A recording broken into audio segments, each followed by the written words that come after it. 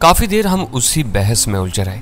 सुल्तान शाह ने हम दोनों को पीने पिलाने के शौक की तरफ गामजन देखा तो उठकर मसहरी की तरफ फूल लिया ताकि वो आराम कर सके।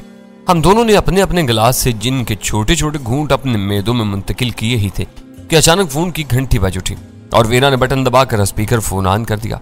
दूसरी तरफ कवांग फू की सेक्रेटरी लाइन पर मौजूद थी। वीरा का जवाब सुनते ही उसने शायद अपने साउंड स्कैनर पर तजियाती रिपोर्ट देखकर उसकी असलियत पर यकीन कर लिया और बोली, इस बार डॉन के साथ बहुत बड़ा फरेब हुआ है। हांगकांग से आने वाली खबरें बहुत तशवीश अंगेज हैं और हम ये समझने से कासिर हैं कि डॉन का अगला कदम क्या होगा। फरेब? तो क्या उसी के किसी आदमी की मुखबरी पर यह सारी कार्रवाई की गई है? नहीं, उस लड़की के ऊपर एतमाद आवाज उभरी। मुखबरों का अंजाम बहुत बुरा और इबरतनाक होता है। डॉन के नमकख्वार इतनी बड़ी हमाकत करके अपनी जिंदगी अजाब में नहीं डाल सकते। तो फिर क्या हुआ है? फिर उसके अंदाज से चिढ़कर तेज लहजा में बोली, भाई ये समझो कि मामला बहुत बुरी तरह उलझ गया। ये बहुत बड़ी बात है कि उन्होंने डॉन को इस मामले में मुलव्विस नहीं किया, वरना वो चाहते तो इस वाक़े की आड़ लेकर डॉन की इज्जत और वकार की धज्जियां उड़ा सकते थे और हम सब खून के आंसू पी कर रह जाते। तो मेरे और डॉन के मरासिम से वाकिफ हो। वीरा तहम्मुल से काम लेते हुए उस 47 साल लड़की को समझाना चाह, इसलिए मुझसे पहेलियां ना बुझवाओ। मैं डॉन की हमसरी की दावेदार नहीं हूँ, मगर मेरे हाथ भी बहुत लंबे हैं। लेकिन जब तक मुझे पूरी सूरत-ए-हाल का इल्म नहीं होगा मैं डॉन के लिए कुछ भी नहीं कर सकूंगी। आज राह करम मुझे पूरी कहानी सुना डालो। सारी खराबी यह है कि डॉन ने खुद को मकाऊ वाले पैलेस में मैसूर करके सारा काम अपने माहतातों पर छोड़ दिया है। दूसरी तरफ से गहरी सांस के साथ कहा गया, उस सूरत-ए-हाल से फायदा उठाकर बाज कम ज़र्फों ने अपने धंधे भी शुरू कर लिए। डॉन के स्पीड बोट के इंजन रूम से 1 करोड़पति और रिपोज चीनी को बरामद किया गया। वो शख्स भी चीन में हेरोइन स्मगलिंग करने का मुजरिम है और चीन में इस जुर्म की सजा मौत है। वो किसी तरह चीनी पुलिस की तहवील से फरार होकर हांगकांग आ गया और यहाँ डॉन के स्पीड बोट में छुपा हुआ था। उसे यकीनी तौर पर एरिक ने भारी मुआवजा लेकर पनाह दी होगी। डॉन के फरिश्तों को भी इस मामले का इल्म नहीं होगा, क्योंकि डॉन चीनी पुलिस और हुकाम की दुश्मनी मोल लेने से हमेशा बचता रहा है। ये लोग पाताल तक अपने शिकारों का पीछा करते हैं और उनको कैफरे किरदार तक पहुंचाए बगैर चैन से नहीं बैठते। अगर हम अपनी गुफ्तगू असल मामले तक महदूद रखें तो बेहतर हो सकता है। वीरा ने उसे टोका, मैं खुद जरूरी बातों से बच रही हूँ। वो रिपोज चीनी हार्बर में लंगर अंदाज स्पीड बोट में छुपा रहा। फिर जब डॉन ने अचानक स्पीड बोट इस्तेमाल करने का फैसला किया तो एरिक ने उस मौका को इस्तेमाल करने का फैसला कर लिया। डॉन अपनी मेहमान को लेकर मकाओ के लिए रवाना हुआ तो स्पीड बोट के इंजन रूम में वो चीनी भी मौजूद था। दूसरी तरफ हुकाम को किसी तरह खबर मिल गई कि मेनलैंड चाइना के एक मफरूर मुजरिम को स्पीड बोट के जरिए ले जाया जा रहा है, लिहाजा रास्ते में स्पीड बोट को रोक लिया गया। हांगकांग पुलिस डॉन और उसके अटल असूलों से बहुत अच्छी तरह वाकिफ है, इसलिए उन्हें यकीन है कि मफरूर चीनी को हांगकांग के रास्ते स्मगल करने में उसका कोई हाथ नहीं है। लेकिन स्पीड बोट का अमला मारा गया और उन्हीं के साथ तुम्हारी मेहमान और उसे लाने वाला भी रोक लिया गया और हांगकांग पुलिस तफसीली तफ्तीश के बाद उनमें से किसी को रिहा नहीं करेगी। फिर फादर क्वांग फू कहाँ है? वीरा ने पुरतशवीश लहजा में पूछा। वो हांगकांग ही में बैठा हुआ है। तुम्हारी मेहमान को हासिल किए बगैर वो वहां से नहीं निकलेगा। जब वो कुछ कर ही नहीं सकता तो फिर वहां क्यों ठहरा हुआ है? वीरा ने सवाल किया। तुम जानती हो कि डॉन अपनी मर्जी का मालिक है, उससे कोई कुछ नहीं पूछ सकता। ये तमाम मालूमात भी उन लोगों ने फराहम की हैं जो डॉन का कोई लगाने के लिए हर तरफ फैलाए गए थे। अभी तक डॉन से हमारा बराह रास्त राब्ता नहीं हो सका। उसके ज़हन में क्या मंसूबा है ये सिर्फ वही जानता है। वो हांगकांग में कहाँ ठहरा हुआ है? वीरा ने चंद सानियों तक सोचने के बाद पूछा। वो हांगकांग हिल्टन के रॉयल स्वीट में मुकीम है, लेकिन मेरा मशवरा है उससे फोन पर बात न करना। डॉन होटल के फोन पर अपने आदमियों से दुआ सलाम करना भी पसंद नहीं करता, क्योंकि उससे कॉल टेप किए जाने का खतरा लाक रहता है। वो तुम्हारी आवाज पहचानते फोन बंद कर देगा, लेकिन उससे राब्ता बहुत जरूरी है। मैं उससे किस तरह बात कर सकती हूँ? फिलहाल नामुमकिन है। डॉन ने होटल में ठहरने का फैसला करके हम सब पर यह वाजे कर दिया है वो फिलहाल किसी से मिलने या बात करने के मूड में नहीं है। उसे अपने आदमियों से राब्ता बरकरार रखना होता तो होटल के बजाय अपने ही किसी ठिकाने का रुख करता। मालूम होता है कि स्पीड बोट वाले संगीन वाक़े ने उसे अपने आदमियों से बदगुमान कर दिया है, इसलिए वो उनसे दूर रहने की कोशिश कर रहे हैं। वो दूर जरूर है, लेकिन अपने काम से काफिल नहीं है। वानचाई के घाट से बोट के ऑपरेशन की जिम्मेदारी लंगड़े हाउ पर है, मगर वो नाइट क्लब्स के चीफ मैनेजर एरिक मोक को जवाबदेह है। जो कुछ हुआ है वो एरिक और हाउ की मिली भगत के बगैर नहीं हो सकता। इससे पहले कि हांगकांग पुलिस उन दोनों पर हाथ डालती और वो तशद्दुद से मजबूर होकर जुबान खोलती, उनकी मौत वाक़ई हो चुकी है। ओह, वीरा मुस्तरबाना लहज़े बोली। इस तरह तो डॉन खुद ही अपनी गर्दन फंसा लेगा और यह पूरा मामला भी संगीन रुख इख्तियार कर लेगा। इस वक्त उसे हर इंतकामी कार्रवाई मौकूफ रखनी चाहिए थी। तुम फिक्र न करो। उसका लहजा बेपरवायाना था। मैं तुम्हें बता चुकी हूँ कि डॉन हम सब का बाप और उस्ताद है। वो मुश्किल के बदतरीन हालात में भी चाको चुबंद रहते हैं। देसी जड़ी बूटियों और जहरों के बारे में उसका इल्म कमाल को पहुंचा हुआ है। उन दोनों की लाशों की तिब्बी रिपोर्टें हार्ट फेलियर की ही कहानी सुनाएंगी और उनकी इत्तेफाकी मौत पर किसी को शुबा करने की नौबत नहीं आ सकेगी। मेरे लिए हर रास्ता बंद है, फिर मैं क्या करूं? वीरा खासी परेशान हो गई थी। सब्र और इंतजार के अलावा और कोई रास्ता नहीं है। तुम्हारा काम डान के लिए एक चैलेंज बन गया है। वो पहली फुर्सत में उसे पाया तकमील तक पहुंचाने की कोशिश करेगा। ठीक है, लेकिन कोई खबर हो तो मुझे फोन जरूर कर देना, वीरा ने मायूसाना लहजे में कहा। तुमने कहा था कि तुम 8-10 घंटों तक इस नंबर पर रहोगे। इसके बाद का नंबर भी दे दो ताकि मैं तुमसे फौरी राब्ता कर सकूं। दूसरी तरफ से कहा, क्या इस नंबर के अलावा मेरा कोई और राब्ता नहीं है? वीरा ने मेरी तरफ देखते हुए फोन पर कहा। इस नंबर पर मैं ना हूं तो मेरे साथी को पैगाम देना, वो मुझे बाखबर कर देगा। उसकी आवाज सुनवा दो तो ये भी कर लिया जाएगा। साउंड स्कैनिंग के बगैर हम किसी से खुलकर बात नहीं कर सकते, क्योंकि नाम और आवाज बदलना ज्यादा दुश्वार नहीं होता। उसका नाम तनवीर है, मैं फोन उसे दे रही हूँ, वीरा ने मुझे आंख से इशारा करके कहा। हेलो, मेरा नाम तनवीर है। लहजा भर सकूत के बाद मैंने स्पीकर फोन पर कहा, 2 जुमले और रिकॉर्ड करवा दो ताकि स्कैनिंग रेंज में इजाफा हो जाए। कांगफू की सेक्रेटरी की आवाज उभरी। वीरा की गैर मौजूदगी में मैं शिद्दत के साथ तुम्हारे पैगाम का इंतजार करूंगा। देर हुई तो शायद मैं खुद तुमसे राब्ता कर लूं। मैंने महमिल फिक्र रिकॉर्ड कराने के बजाय बामानी पैगाम दिया। गुड, मैं तुमसे राब्ता रखूंगी। उस फिक्र के साथ ही दूसरी तरफ से फोन का सिलसिला मुनक़ता कर दिया गया और मैंने अपना गिलास उठाकर मुंह से लगा लिया। तुम चाहो तो गजाला का मसला हल होने तक मैं यहाँ रुक सकती हूँ, वीरा कह रही थी, वरना आज मुझे रवाना होना है। यहाँ रुकने की सूरत में ब्लू क्रास टील का मामला खटाई में पड़ जाएगा। तुमने अक्लमंदी का काम किया कि मकाऊ वालों से मेरा राब्ता करवा दिया। मैं खुद ही मालूमात हासिल करता रहूंगा, तुम भी यहाँ रहकर उससे ज्यादा कुछ नहीं कर सकोगी। तुम्हारे लिए हैरान वाला काम ज्यादा जरूरी है। वीरा के पास कराची से कोयटा जाने के लिए हवाई टिकट मौजूद था जो वो शाम को लेकर आई थी। उसके मुताबिक वीरा को ज्यादा से ज्यादा 1 बजे तक एयरपोर्ट पहुंचना था। मेरा ख्याल था कि वो जाने से पहले कम अज कम एक बार मकाऊ से राब्ता कर सकती थी। उसके चले जाने के बाद मैं खुद अपने मामलात की देखभाल कर सकता था। बाहर पुलिस वालों की कार्रवाई जारी थी। मैं फ्लैट से नीचे नहीं गया, लेकिन मुझे अंदाजा था कि वो महज रस्मी कार्रवाई थी। पता नहीं दूसरे फ्लैटों के मकीनों से बाजपुरस की गई थी या नहीं, लेकिन किसी ने हमारे फ्लैट का रुख नहीं किया था। दूसरी तरफ सुल्तान शाह भी खिड़कियों की दबीज पर्दे खींच कर थोड़ी देर बाद गहरी नींद सो गया था, इसलिए वीरा को खुली छूट मिल गई थी। मेरी रफ्तार सुस्त थी मगर तेजी के साथ पी रही थी और उसी के साथ उसके दिमाग पर रंगीनी सवार होती जा रही थी। मैंने उसकी इब्तदाई छेड़छाड़ को संजीदगी से रोकने की कोशिश की, लेकिन मुझे जल्दी अंदाजा हो गया कि उसके लाचाउर में दबी हुई कोई नाआसूदा ख्वाहिशात नशे के साथ उसके हवास पर मुसल्लत होती जा रही थी। इसलिए मजबूर होकर मैंने भी उसे ढील दे दी।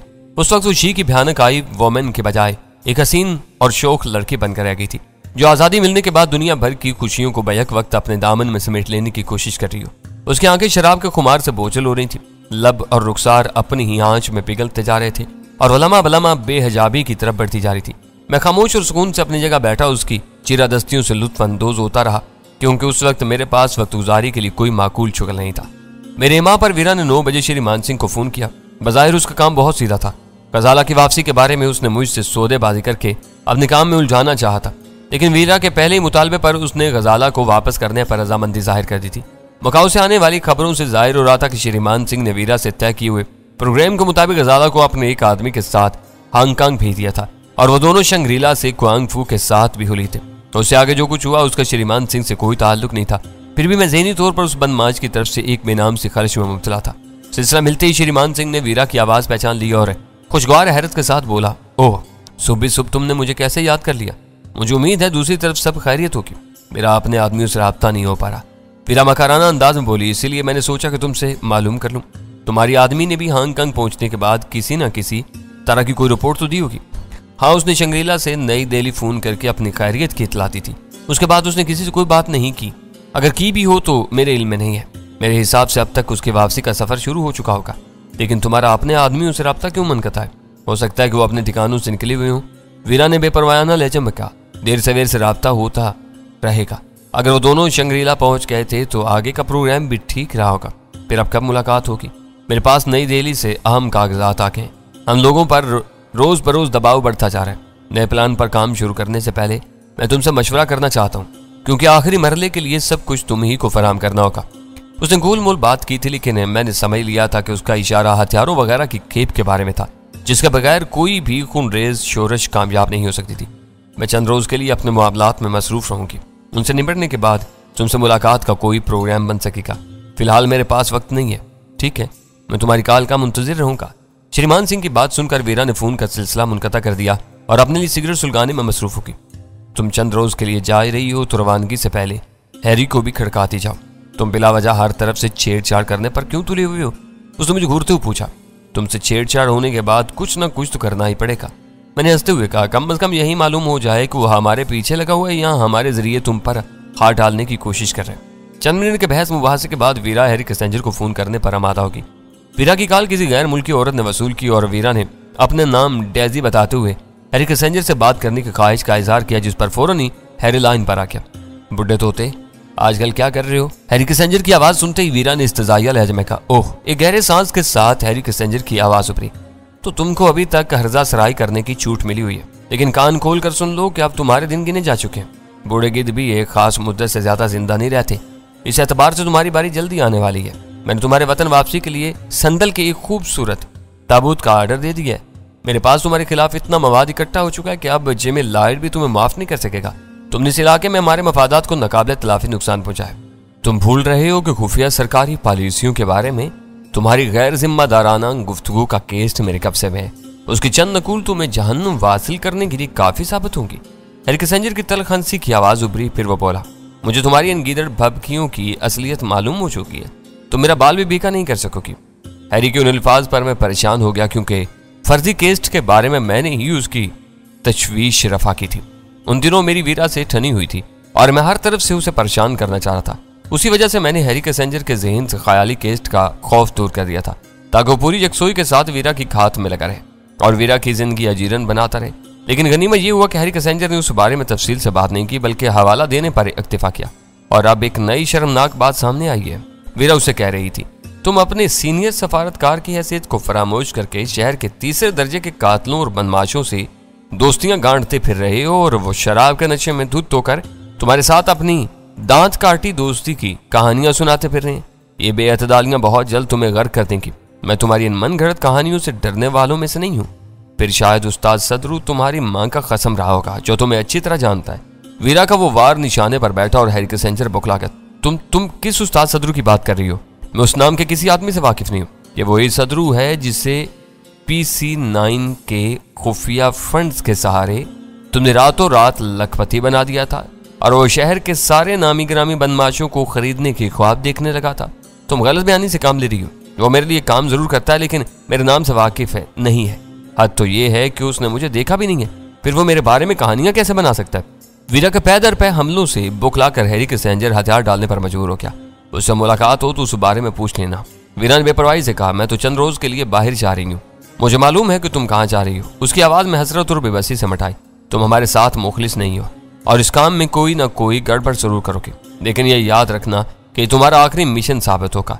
अगर ईरान का मिशन नाकाम हुआ तो तुम्हें एक संगीन फर्द जुर्म का सामना करना होगा। मैं ऐसी धमकियों को ठोकर पर रखती हूँ, वीरा ने तहकीर अमेज लहजे में कहा, और अपने बल बोते पर जिंदा रहती हूँ। तुम जैसे 1000 दुश्मन मिलकर भी मेरा कुछ नहीं बिगाड़ सकते। सदरू के बारे में तुम्हें कैसे मालूम हुआ? हैरी अपने उस तजस्सुस अमेज सवाल पर काबू न पा सका। मुझे किसी के बारे में कुछ मालूम नहीं है, वीरा ने सख्ती के साथ कहा। चाहो तो जहन्नुम में जाकर उससे मुलाकात कर सकते हो, वो तुमसे मिलकर बहुत कुछ होगा। अपनी बात मुकम्मल करके हैरी का जवाब सुने बगैर वीरा ने फोन का सिलसिला मुनक़ता कर दिया। तुमने उसे सदरू का हवाला देकर अच्छा नहीं किया। फोन बंद हो जाने के बाद मैंने कहा, क्यों? उसमें क्या खराबी थी? उसने आंखें निकालकर गुस्से से सवाल किया। अभी तक वो मुझे और तुम्हें अलग अलग गिन रहा है। अगर उसे पता चला कि सदरू सुल्तान शाह का ताक़ुब करते हुए मारा गया है, तो वो ये सोचने पर मजबूर हो जाएगा कि सदरू की हलाकत की खबर सुल्तान शाह के जरिए तुम तक पहुंची है और हम आपस में मिले हुए हैं। इस तरह उसे एक तरफ तवज्जो मरकूज करने का मौका मिल जाएगा। ये बेकार बात है, उसने लावाली अंदाज में कहा। उसे कौन बताएगा कि सदरू किसके पीछे था? तुम भूल रही हो कि सदरू के कई साथी अपनी जानें बचाकर फरार होने में कामयाब हो गए थे। मैंने तंसिया लहजे में उसे याद दिलाते हुए कहा, वो बिल्कुल बेखबर नहीं रहे होंगे, लेकिन उनका हैरी किसेंजर से राब्ता होने का कोई इम्कान नहीं है। वीरा चुटकी बजाकर बोली, उससे सदरू का बराह रास्त राब्ता रहता था। उसके आदमियों को तो ये भी मालूम नहीं था कि वो किसके लिए काम कर रहे हैं। उन गैर जरूरी बातों पर अपना दिमाग लड़ाने की कोशिश न करो। 10:30 बजे के करीब जफर फ्लैट पर आ पहुंचा। उसे ब्लू क्रॉस डील को बचाने के लिए वीरा की रवानगी के प्रोग्राम का इल्म था, इसलिए मुझे उम्मीद थी कि वो अपनी निगाहें सेकने के लिए वीरा के पास जरूर आएगा। उसने आते ही इतला दी कि सदरू के मकान की तलाशी नतीजा खेज साबित हुई। पर टेलीफोन से एक टेप रिकॉर्डर मुंसलिक था, जिसका टेप आधा भरा हुआ था। उसके अलावा एक तिजोरी में से भी 3 भरे हुए ऑडियो केस्ट बरामद हुए थे। उन सब में सिर्फ सदरू और एक गैर मुल्की के दरमियान होने वाली गुफ्तगू मौजूद थी। गुफ्तगू के मतन और सूरत हाल की बिना पर जफर को पूरा यकीन था कि वो गैर मुल्की हैरी किसेंजर ही था। कालबन सदरू अपने घर आने वाली हैरी की हर कॉल को किसी खास मकसद के लिए रिकॉर्ड करता रहा था। हो सकता है कि वो किसी बुरे वक्त के लिए हैरी कैसेंजर को ब्लैकमेल करने का इरादा भी रखता हो, लेकिन हकीकत ये थी कि सदरू की उस चालाकी ने हैरी की मजमूम सरगर्मियों के बारे में नाकाबिले तरदीद सबूत फराहम कर दिए थे, जिन पर कार्रवाई करना महकमे खारजा का काम था। मकामी कानून के तहत उस अहम सफारतकार का कुछ भी नहीं बिगाड़ा जा सकता था। उन केस्टों में मौजूद आवाजों पर हमारी राय लेने के लिए जफर एक केस्ट भी अपने साथ ले आया था। मेरी दानिश में वो उस तरह वीरा को मरूब या मुतासर करने के चक्कर में था। सदरू हम तीनों के लिए उस एतबार से अजनबी था कि हम में से किसी ने उसकी आवाज नहीं सुनी थी, लेकिन दूसरी आवाज बिला मुबालगा हैरी कैसेंजर की थी। जफर ने गुफ्तगू का जो हिस्सा मुझे सुनाया वो मेरे ही बारे में था। हैरी की हदायत थी कि डैनी को हर कीमत पर जल्द अज जल्द तलाश किया जाए। नीचे की क्या सूरत हाल है? केस से फारिग होने के बाद वीरा ने बेतकल्फाना अंदाज में जफर से पूछा। ऐसा वाकयात के बाद कशीदगी और खौफ व हिरास की लहर फैल जाती है। जफर ने मुस्कुराते हुए कहा, पूरा बाजार भी बंद पड़ा हुआ है और लोग टोलियों की सूरत में जा बजा जमा है। और पुलिस क्या कर रही है? वीरा ने मुतजस्सिस लहजे में सवाल किया। उन्हें कुछ करना ही नहीं था। जफर से पहले मैं ही बोल पड़ा। वो लोग खाना पूरी करके चले गए होंगे। तुम ठीक कह रहे हो, जफर ने मेरी तारीफ की। अलबत्ता मेरे 3 आदमी अब भी नीचे मौजूद हैं। उनके सादा लिबासों में मोहलक और दूर मार हथियार छुपे हुए हैं। वीरा खूबसूरत और मुनासिब आज़ा होने के साथ ही अपने निस्वानी हथियारों के भरपूर इस्तेमाल पर मलका रखती थी, इसलिए वो तजाहुल अरफाना से काम लेकर अपनी अदाएं दिखाती रही। उसकी मुतरन्नम और रसीली हंसी जफर को भी खुश मिजाजी का मुजाहरा करने पर मजबूर कर रही थी। जब उन दोनों के दरमियान बेतकल्फी की फिजा कायम हो गई तो मैं खामोशी के साथ वहां से उठ गया। सुल्तान शाह बेदार हो चुका था और किसी को भी अपनी तरफ मुतवज्जा किए बगैर किचन में घुसकर अपने लिए नाश्ता तैयार कर रहा था। मैं भी उसकी मदद के बहाने वहीं पहुंच गया। ड्राइंग रूम में वो दोनों अपनी बातों में इतने मुनहमिक थे कि किचन से उठने वाली चाय की इश्तहा अंगेज खुशबू भी उनके आसाब पर असरअंदाज नहीं हो सकी और मैं उन्हें छेड़े बगैर अपनी चाय की प्याली लेकर सुल्तान शाह के साथ उसकी ख्वाबगाह में घुस गया। क्या बात है, तुमने जफर को वीरा के साथ अकेला क्यों छोड़ा है? मेरे बैठते ही सुल्तान शाह ने मुझे इस्तबाह अमेज नजरों से घूरते हुए सवाल किया। उन दोनों में कोई भी नाबालिग या बेवकूफ नहीं है, इसलिए मैंने कबाब में हड्डी बनने के बजाय वहां से उठ जाना ही मुनासिब समझा। जब बातों से दिल भर जाएगा तो उनमें से कोई खुद ही हमें आवाज दे लेगा। मैंने उसके बिस्तर पर पांव पसार कर दराज होते हुए कहा, उम्र के एतबार से शायद जफर वीरा से बड़ा हो, लेकिन वो बहुत शातिर और मकार औरत है। ऐसा ना हो कि वो जफर को कोई उल्टी सीधी पट्टी पढ़ाते। तुम्हें वहां से नहीं उठना चाहिए था। सुल्तान शाह का लहजा मुलामत हमेशा था। अगर वो खुद ही उल्टी पट्टी पढ़ना चाहे तो उसे कौन रोक सकता है? मैंने कहा, वो STF का एक अहम अफसर है, उसे किसी जाल से बचाए रखना हमारा फर्ज बनता है, सिर्फ उसी वक्त तक जब वो बेखबर रहे। वीरा के बारे में वो हर बात से बाखबर है। वो कमबख्त मर्दों को रुझाने के फन में यकता है, कोंठों आंखों और इशारों तक से काम लेना जानती है। सुल्तान शाह बुड़बुड़ाते हुए बोला, ऐसा ना हो कि वो जफर से कोई अहम राज उगलवा ले। मैं धीमे से हंस दिया। बहुत रिसर्च किया तुमने वीरा पर। वैसे तो फिक्र ना करो, वो आज वापस जा रही है, इसलिए जफर को कोई शदीद नुकसान नहीं पहुंचा सकेगी। बातों से उसका इखलाक ज्यादा नहीं बिगड़ेगा। थोड़ी देर बाद वीरा ने ही मुझे आवाज देने में पहल की और मैं हंसता हुआ वहां पहुंच गया। इब्तिदा में पैदा होने वाली बदतरीन गलतफहमी और तलखियों के बाद ये दोस्ती बड़ी मुबारक है। मैंने उन दोनों के दरमियान पाई जाने वाली दोस्ताना गर्मजोशी पर कहा, उम्मीद है कि अब कर्नल जैसी जोन्स और उसके दस्ते राज से आशनाई के मसाइल तय हो चुके होंगे। हम उस तलखी को भूल चुके हैं। जफर ने खुश दिली के साथ कहा, अभी तुम जिक्र न करते तो मुझे याद भी ना आता कि वीरा से मेरी झड़प हुई थी। अपने पेशा वराना मजबूरियों से कतई नजर ये अंदर से बहुत सीधी सादी और मासूम लड़की है, जैसे आज तक कोई सच्चा हमदर्द नहीं मिल सका। जफर की संजीदगी पर मेरा दिल चाहा कि मैं दोनों हाथों से अपने सर पीट लूं। आखिरकार वही हुआ था जिसका सुल्तान शाह को अंदेशा था। वीरा मुझसे निगाहें चुराए जेरे लब मुस्कुरा रही थी। मुझे खुशी है कि संगीन दुराहे पर वीरा से तुम्हारी मुलाकात होगी। मैंने जले भुने लहजे में कहा, अब अपना स्वयंवर कब रचा रहे हो? वीरा का यही ख्याल था कि तुम उस बदली हुई सूरत हाल को आसानी के साथ कबूल नहीं कर सकोगे। जफर ने गहरी संजीदगी के साथ कहा, हो सकता है कि आगे चलकर हमारी दोस्ती कोई और रुख इख्तियार कर ले, लेकिन हमारी पहली मुलाकात पर ऐसी जली कटी बातें तुम्हें जेब नहीं देती। तुम्हें वैसे भी गजाला से मोहब्बत का दम भरते रहना है। तुम्हें किसी और औरत को अपना दस्ते नगर बनाए रखने का कोई हक नहीं है। वो सूरत हाल इस कदर मज़ाक़ा खेज थी कि खुद वीरा पर भी बुरी तरह हंसी का दौरा पड़ गया, जिसे वो मुसलसल खांसी में छुपाने की कोशिश करती हुई कुशल खाने की तरफ भागी। तुम्हें क्या हो गया है? वीरा का दफा हो जाने पर मैंने सरगोशाना लहजा में जफर को डांटा। तुम्हें मालूम है कोई एक आवारा और बचलन औरत है। तुम तो उसकी बोगोटा की कहानियों से भी वाकिफ हो, फिर उसके दाम में आ गए। मुझे तुमसे ऐसी उम्मीद नहीं थी। पता नहीं तुम क्या समझ रहे हो। जफर बदस्तूर संजीदा था। मेरी और वीरा की जरा सी दोस्ती को तुम अफसाना क्यों बना रहे हो? मैं कोई दूध पीता बच्चा नहीं हूँ जिसे तुम्हारी रहनुमाई की जरूरत हो। ठीक है, सुल्तान शाह बिगड़ कर मुझसे बोला, बिला वजह बदमज़गी पैदा न करो। जफर को भी अपने बुरे भले का अंदाज आए। हमको अपनी हद से तजावुज नहीं करना चाहिए। सब भाड़ में जाएं। मैंने दिल ही दिल में कहा। फिर जफर से बोला, माफ करना, मैं जरूरत से ज्यादा हिस्सास हो गया था, जिसमें शायद मेरी तंग नजरी का दखल था। कोई बात नहीं। जफर ने मेरा हाथ थाम कर मुझे सोफे पर अपने करीब ही बिठा लिया और नरमी से बोला, मैंने कभी वीरा से पींगे बढ़ाने का फैसला किया तो तुमसे जरूर मशवरा करूंगा।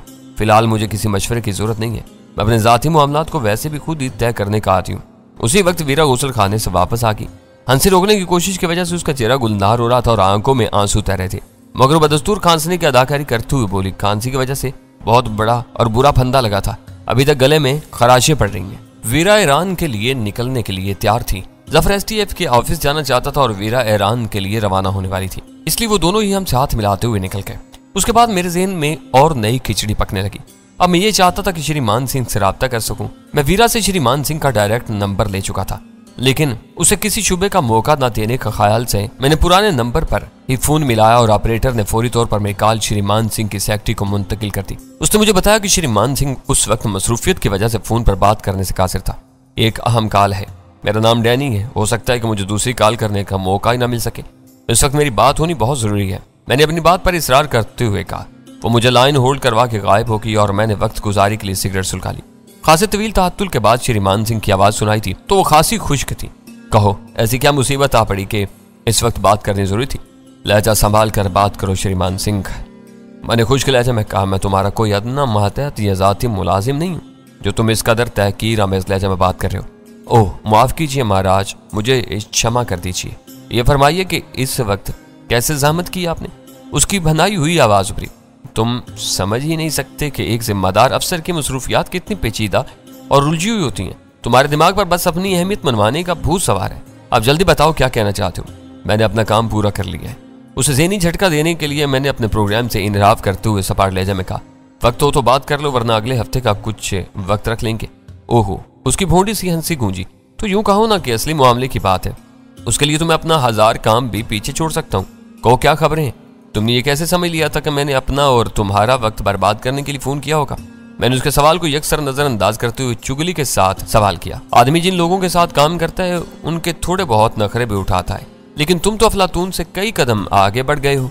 चलो मैं मान लेता हूँ कि मुझसे गलती होगी। मेरा ख्याल था कि तुमने गजाला की वापसी का प्रोग्राम जानने के लिए फोन किया होगा। उसने अपनी सफाई की कोशिश की, मुझे खुद ही एक सुनहरा मौका फराहम कर दिया। गजाला की वापसी तुम्हारे लिए गैर अहम हो सकती है, लेकिन मेरे लिए वो जिंदगी और मौत का मामला है। बेहतर होगा कि हम पहले उस बारे में बात कर लें। श्रीमान सिंह ने मेरे सामने काफी झूठ बोले। उसका यह कहना था कि गजाला अभी तक हिंदुस्तान में है। तुम्हारा दिल रखने के लिए मैं इन बातों को मान लेता हूँ। अपनी रिपोर्ट उसी वक्त मैं दे सकूंगा जब मैं अपनी नजरों से गजाला को तुम्हारे साथ देख लूंगा। मैंने धीमे लहजे में कहा, तुम परले दर्जे के जिद्दी और हट धर्म मालूम होते हो। श्रीमान सिंह की आवाज से बेबसी आया थी। ज्यादा नहीं तो मुझे सिर्फ इतना ही बता दो कि मुल्ला सरकार जिंदा है या स्वर्गवास हो चुका है। यही तो असल नुक्ता है, मैंने जोर देकर कहा। अब तुम मुझे ज्यादा मजबूर न करो वरना मैं अपने शुभात खोलकर बयान करने पर मजबूर हो जाऊंगा। इस मरहले पर मैं किसी तलखी को हवा नहीं देना चाहता। बार बार ढके छुपे इशारे करने से तो बेहतर है कि तुम एक बार खुलकर अपने दिल की भड़ास निकाल दो। इस बार श्रीमान सिंह ने गालबन तनक कर कहा था, ताकि मैं भी एक बार ही जवाब दे सकूं। तुम मुझसे मुसलसल झूठ बोल रहे हो। मैंने तेज और गुस्सीले लहजे में कहा, तुम किसी और से सौदा करके गजाला को हांगकांग भेज चुके हो। मैं तुम्हारा सर तोड़ दूंगा। मेरे अल्फाज पर दूसरी जानब कई सेकंड तक सन्नाटा छा रहा। रिसीवर में बस श्रीमान सिंह के तेज तेज सांसों की आवाजें आती रही। यूं मालूम हो रहा था जैसे मेरे बेलाग अल्फाज ने उसके सीने पर किसी मजबूत मुक्के जैसी सर लगाकर उसे बिल्कुल निढाल कर दिया। ये बिल्कुल बेबुनियाद और शर्मनाक इल्जाम है। आखिरकार लाइन पर उसकी थकी हुई एहतजाज अमेज आवाज उभरी, तुम अब मुझे मजीद धोखा नहीं दे सकते श्रीमान सिंह। गुस्से में इस्तरारी तौर पर मेरी आवाज खासी बुलंद होगी। कहो तो मैं तुम्हें यह भी बता दूं कि मिस त्रिपाठी और मिस्टर त्रिपाठी ने हांगकांग के किस होटल में कायम किया था। फोन पर गूंजने वाले उसके नीम हजियानी कहके ने मुझे अपनी बात अधूरी छोड़ने पर मजबूर कर दिया। मैं हैरान था कि मैंने ऐसी कौन सी बात कह दी कि वो अपनी शर्मनाक शिकस्त को भूलकर कहके लगाने पर मजबूर हो गया। अगर उसकी हंसी कुछ कम हुई तो उसने उसी दौरान में रुक रुक कर कहा, हांगकांग का जिक्र करके तुमने तो मेरा दम ही निकाल दिया था। अब मैं समझा कि तुम मिस्टर और मिस त्रिपाठी वाले मजाक का निशाना बन गए हो। मजाक, तुम होश में तो हो? ये मजाक नहीं, मुसद्दका इतलात है। मैंने घुराते हुए कहा, हाँ हाँ मुझे मालूम है। श्रीमान सिंह का लहजा एक बार फिर पुरएतमाद और बेपरवायाना हो गया था। अब तुम जिक्र छेड़ ही बैठे हो तो सुनो कि तुम्हारे बाज दुश्मन वाकई मुंह मांगे दामों पर गजाला को खरीदना चाहते हैं। हमने एक ऐसी पार्टी के बढ़ते हुए दबाव से तंग आकर एक हिंदुस्तानी लड़की को गजाला की जगह हांगकांग भेज दिया। मिस्टर पार्टी के नाम से सफर करने वाली लड़की गजाला नहीं, लखनऊ की शकुंतला देवी है। उन लोगों ने गजाला को कभी देखा नहीं, इसलिए वो धोखा खा जाएंगे। असल गजाला बदस्तूर नई दिल्ली में आराम कर रही है। मैंने अपनी दनिश्त में उस पर कार्यवार किया था, लेकिन उसके जवाबी इंकशाफ ने मेरे औसान खता कर दिए। मेरे मैदे के दहाने में यक बयक ईंठन शुरू होगी, पेट में दर्द अंगेज गिरहें पड़ने लगी और पुश्त में पसलियों से सरायत करता हुआ आसाबी दर्द पीठ को फाड़ने लगा। मेरे लिए वो एक मुहिब सूरत हाल थी। मुझे यूं महसूस हो रहा था जैसे खड़ी ढलान पर पूरी रफ्तार से किसी नशीबी दरिया की तरफ दौड़ते दौड़ते अचानक ही आग का दरिया सामने आ गया हो। जहां रुकना आसान था, न आग में कूद पड़ना मुमकिन था। मेरा जहन बुरी तरह उलझा हुआ था। श्रीमान सिंह फोन पर मुसलसल बोले जा रहा था, लेकिन उसकी कोई बात मेरी समझ में नहीं आ रही थी। आखिर मैंने इस्तरारी तौर पर फोन बंद ही कर दिया। पता नहीं वो श्रीमान सिंह की कोई चाल थी या वो वाकई सच बोल रहा था, लेकिन उसने मुझे ज़हनी इंतजार के होलनाक जहन्नुम में जरूर झोंक दिया था। हकीकत और फरेब एक दूसरे में गडमड होकर उस कदर धुंधला गए थे कि किसी एक पर यकीन करना नामुमकिन होकर रह गया था।